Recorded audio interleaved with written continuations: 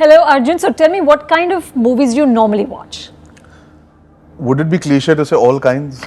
Yes, it would. Because I'm a byproduct of the films I've grown up watching. I've seen all kinds of films. I still continue to do that. I have an aversion to horror, so that doesn't quite make it to my regular viewing genre. But all kinds. I'm enamored by films from the world over. As much as possible, I try and watch whatever. But of course, the commercial geek in me will always remain the commercial geek. So I like to watch my summer blockbusters the most. Mainstream. In theatres at least, I like the cinematic experience of going for the mainstream stuff to the theatres. The other intimate films I enjoy watching at home. Yeah. So, but all kinds. So what are the 3 films or TV shows or original series that you're really looking forward to? See, I'm looking forward to Nolan's film just because it is Christopher Dunkirk. Nolan. I managed to get a sneak peek in IMAX, the 6-minute cut that he had, and it just looks special. And I think his craft is so amazing and he's evolved so beautifully that he manages to make everything relatable. I'm looking forward to seeing that. Along with that, I have a huge soft spot for Denis Villeneuve now. After all his films that I've seen in the last couple of years, I've become a big admirer of his. So Bladerunner? Bladerunner, for the fact that also that he's taking it forward rather than the reimagination per se. I'm excited to see the story move rather than just, if I've seen the original, so why should I want to see it again reimagined? And I have a very big soft spot for Guy Ritchie. I think I wanted to be a director after seeing Lock, Stock and Two Smoking Barrels. So I read that's the film that changed your life. That did, and it would be unfair for me to not speak about Guy Ritchie's film that is coming out. And just for the fact that he's gone and done King Arthur, and his interpretation should be fun. If nothing else, it'll just be popcorn entertainment, which will kind of have that kinetic energy that's known.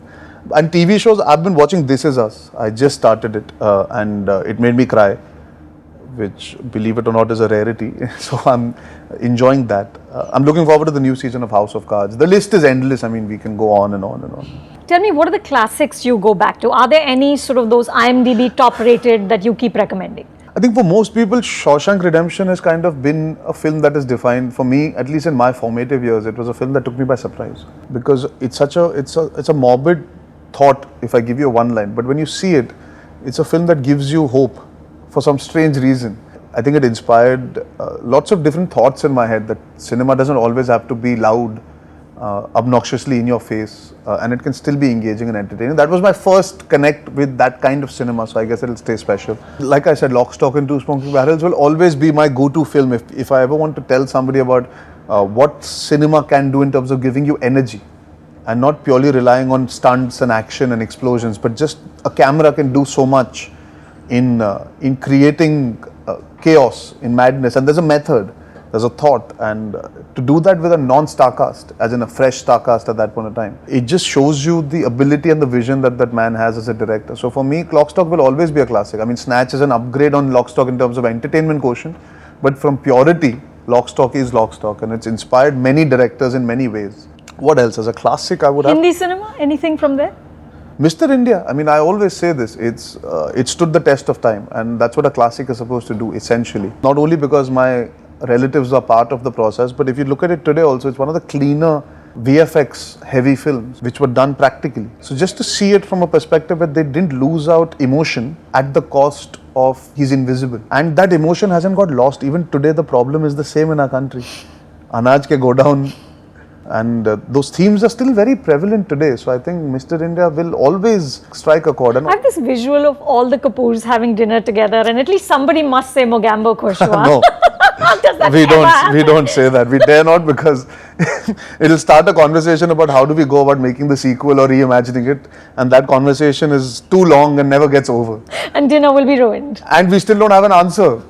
And food is very important to the Kapoors. Okay, last question. Are there any underrated sort of favorites that you keep telling people that go look this up and watch it? See, we recently, just a few years back, we lost Tony Scott. And he made a film called Revenge. At that point in time, I remember Kevin Costner was known more for his basic heroic roles, but that film kind of played him in a different light. But if you really ask me, the one film that got lost in that era where I was growing up, I know there's a film called State of Grace. And it's a very, very cool gangster film. It's sort of in the Departed milieu. If you look at it, it's about taking on friendships and almost like who's on whose side. And it has an amazing star cast. Gary Oldman really came to being because of that film. It has Sean Penn, it has Ed Harris, and it's an amazing film. It's an amazing, it has Robin Wright. It's a film that's got lost. And there's a sequence where you see the two friends who light a go down on fire and start running. That's something that has always remained with me. And the madness that Gary Oldman has in that film, he's outstanding in the film. So lots of titles for all of us to watch. Yeah, lots. I mean, I can go on where underrated is concerned, but I think if I have to pick one, State of Grace is something that truly in India it's not got its due. I feel a lot of connoisseurs of gangster films will definitely enjoy it. So if you've liked a Goodfellas, if you liked a Casino, if you liked a Scarface, Godfather, then do check out State of Grace because it is inherently cool, but yet got lost in time.